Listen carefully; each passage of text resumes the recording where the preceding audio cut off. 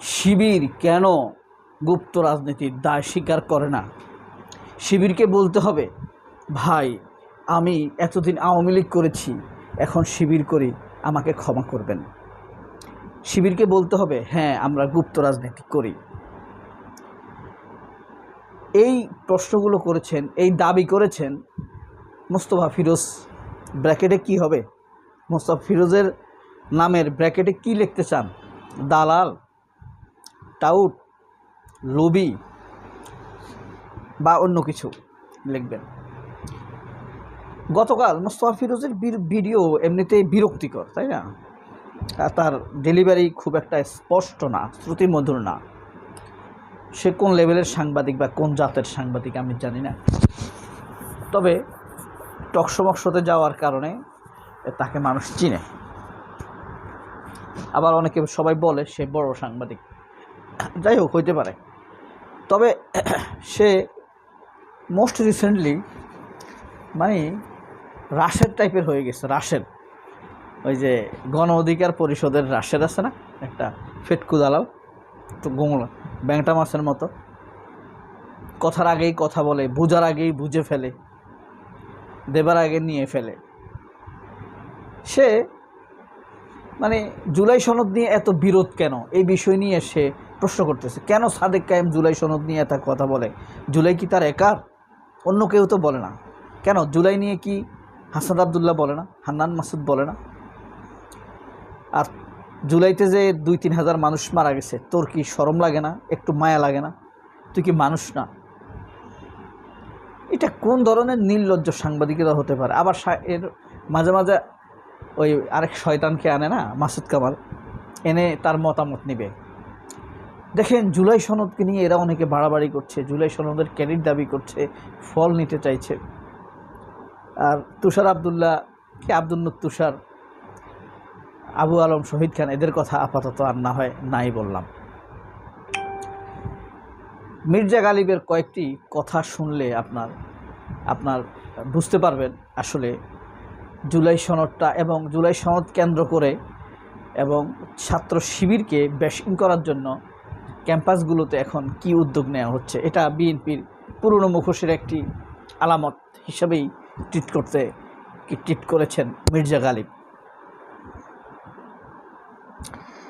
মির্জা গালিব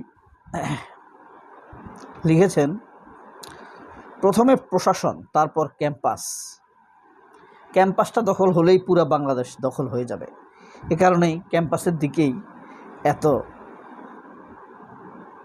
বেশি মনোযোগ দিচ্ছে তারা।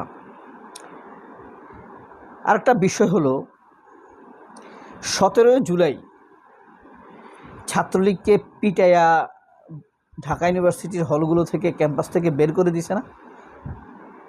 এরপরে আওয়ামী লীগ আর টিকেছে কতদিন? 22 দিন, তাই না?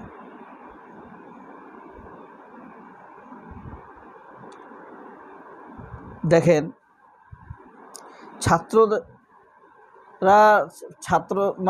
ছাত্রদের কাছ থেকে, সাধারণ ছাত্রদের কাছ থেকে ডাকসু যদি দখলে নিতে না পারে তাহলে ক্ষমতায় থাকা যাবে না। ডাকসুর অবস্থার সংহত না হলে ক্ষমতা সংহত হয় না। তাই এটা কোনো কাকতালীয় ঘটনা নয়, এটা মির্জা আব্বাস, মির্জা ফখরুল এদের পরিকল্পিত ঘটনা। সেই পরিকল্পনার অংশ হিসেবেই তারা এটি করছে। ছাত্রদল এখন যে অবস্থায় আছে, তারা কি লম্বা সময় এরকম থাকতে পারবে না। ঢাকা বিশ্ববিদ্যালয় অতীতে আমরা দেখেছি, ক্ষমতায় আসার পরে সরকার দলীয় ছাত্র সংগঠনের অধিকাংশ হলের নিয়ন্ত্রণ নেয়। তারা হলের সিট পলিটিক্স নিয়ন্ত্রণ করে, ফার্স্ট সেকেন্ড ইয়ারের ছাত্রদেরকে জোর করে মিছিলে মিটিংয়ে নিতে থাকে, গণরুম গেস্ট রুমে তাদেরকে অত্যাচারের মাধ্যমে প্রশিক্ষণ দিয়ে থাকে। জুলাইয়ের পরে অবস্থার পরিবর্তন হয়েছে। বিএনপি ক্ষমতায় আসলে ছাত্রদল বিশ্ববিদ্যালয়গুলোতে ক্ষমতাবান হয় নাই। এবার ক্ষমতায় আসার পরেও বিশ্ববিদ্যালয়গুলোতে কিন্তু যেতে পারে নাই। এই অবস্থায় ছাত্রদলের সামনে 2টা অপশন আছে: 1, রাজনীতির ধরন পরিবর্তন করা; 2, একটু একটু করে বিভিন্ন ক্যাম্পাসে ক্ষমতা দেখাইয়া হলগুলো দখল নেওয়া। চট্টগ্রামের ঘটনা দেখে মনে হয়েছে দ্বিতীয় পথে ছাত্রদল হাঁটা শুরু করেছে এবং হেলমেট রামদা ছাত্রলীগের সব কিছুই তাদের মধ্যে ছিল। বিএনপি যখন রাষ্ট্রের সংস্কার চায় না, ছাত্রদল আর কেন ক্যাম্পাস রাজনীতির সংস্কার চাইবে? খুব চমৎকার একটি কথা বলেছেন মির্জা গালিব। আরেকটা কথা বলেছেন, কোনো সরকার যদি ভালোভাবে দেশ পরিচালনা করতে পারে তখন কে কোথায় তার কি সমালোচনা করলো সেইটা নিয়ে আর উদ্বিগ্ন হইতে হয় না, কনফিডেন্সের সাথে ইগনোর করতে পারে। কিন্তু কেউ যখন নিজেই জানে না তার পারফরমেন্স কেমন হচ্ছে, অথবা নিশ্চিতভাবে বলতে পারে পারফরমেন্স ভালো হচ্ছে না, তখন তার টার্গেট থাকে জবরদস্তি। এই জবরদস্তির পথেই যাচ্ছে white colour corrupted Mirza Fakhrul. সাদা চোখের সৃজনশীল সুশীল রাজনীতিবিদ হলেও ভিতরে শয়তানের ডিম, ইতর টাউট বাস্টার্ড। এরা আসলে মুনাফেক। সালাউদ্দিন, যাকে এই দেশের ছাত্ররা জীবন হাতে তুলে দিয়েছিল আল্লাহর ইশারায়, সেই সালাউদ্দিন আজ সেই ছাত্রদের সাথে সেই জুলাইয়ের সাথে সবচাইতে বড় বেইমানি করছে। এরাই সামনের সারিতে আছে। তবে এটা সত্য, বিএনপির অধিকাংশ মানুষ জুলাই সনদ চায়। যেগুলা লোবাতুর, খোবাতুর, ব্যথাতুর, তারাই তালবাহানা করছে। একটা খবর আপনাদেরকে এই প্রসঙ্গ দেখাই। দেখেন, খবরের কাগজ পত্রিকা একটা নিউজ করেছে। দেখেন, ইসলামী বিশ্ববিদ্যালয়ে ছাত্রত্ব শেষ, তবু শিবির নেতারা হলে। 3 জনের নাম দিছে এখানে। হাসান আল বান্না, মোহাম্মদ জাকারিয়া, আরিফুল ইসলাম। হাসান আল বান্না 2 মাস যাবৎ তুরস্কে আছেন। এই পত্রিকা, এই যে আজকের কাগজ, খবরের কাগজ, এ বলছে এখনো হল ছাড়ে নাই। এই নিউজটি করেছে নিয়ামতুল্লাহ মুনিম।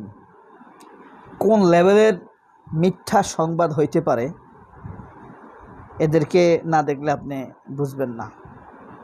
এই পত্রিকাটির তথাকথিত সম্পাদক হইল মোস্তফা কামাল। অসভ্য মোস্তফা কামালের এই খবর জন্য আমরা তীব্র ভাষায় নিন্দা জানাই। আরেকটি ঘটনা বলে শেষ করে দিচ্ছি। ঢাকা বিশ্ববিদ্যালয়ে যে ভয়ঙ্কর মব সৃষ্টি করেছে ছাত্রদল, ভারতপন্থী এবং সরকারপন্থী 3টি মেইন পত্রিকা আছে। কালের কণ্ঠটা তো আছেই, পত্রিকার কথা বলছি, নিউজ না, মানে টেলিভিশন না। আপনার প্রথম আলো, সমকাল, ইনকিলাব, এরা নিঃস্বার্থ আত্মসমর্পণ করেছে ভারতের কাছে। কোনো পত্রিকায় একটা বিন্দুমাত্র নিউজ এই ব্যাপারে করে নাই। কিন্তু এটা কি খবর না? তাদের জন্ম কি জন্ম না? তাদের জন্মদাতা আর বাপ কি এক না? সবাই অনেক ভালো থাকবেন। আল্লাহ হাফেজ। আসসালামু আলাইকুম।